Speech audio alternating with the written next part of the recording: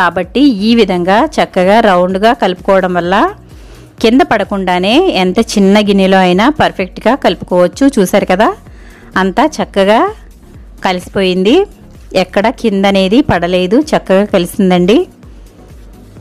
ఈ టైంలో మనం కొంచెం సాల్ట్ చెక్ చేసుకుంటే సరిపోతుంది. అంతేనండి, ఎంతో టేస్టీగా ఉండే మామిడికాయ పులిహోర రెడీ అయిపోయింది. మామిడికాయల సీజన్ కదండి, మామిడికాయలతో రకరకాల వంటలు చేసుకుని ఒక పట్టు పట్టేస్తే సరిపోతుంది.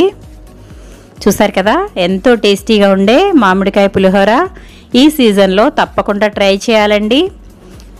మీరు కూడా తప్పకుండా ట్రై చేయండి. మీకు ఏ విధంగా వచ్చిందో నాకు కమెంట్ సెక్షన్లో కమెంట్ పెట్టండి ఫ్రెండ్స్. మామిడికాయ పులిహోర మీరు ఏ విధంగా చేస్తారో కూడా నాకు కమెంట్ చేయండి.